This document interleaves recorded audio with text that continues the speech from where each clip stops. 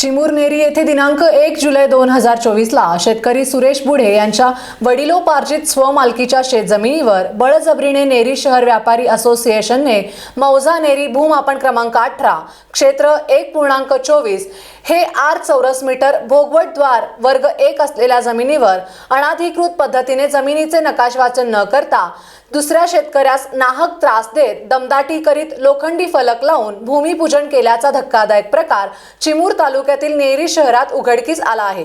नेरी व्यापारी असोसिएशन यांनी फलकावर लिहिलेल्या सर्वे नंबर प्रमाणे ही शेतजमीन गवत पठाची नसून ओलीत विहीर तसेच इलेक्ट्रिक पंप असलेले शेत आहे आणि रब्बीमध्ये गहू व खरीपमध्ये भात हे पीक घेतले जाते। असे असताना देखील चंद्रपूर जिल्ह्याचे पालकमंत्री सुधीर मुनगंटीवार यांच्याकडून आम्ही परवानगी आणली व चिमूर विधानसभा क्षेत्राचे आमदार बंटी भांगडिया यांनी आम्हाला निधी दिला असे नेरी व्यापारी असोसिएशनचे म्हणणे आहे। मात्र एका दिवसात 50 वर्षापासून उठीत जमिनीला एखाद्या असोसिएशनला पालकमंत्री आमदार जागा देऊ शकतात काय, हा एक चर्चेचा विषय बनला असून नेरी शहरात जिकडे तिकडे चर्चेला उधाण आले आहे।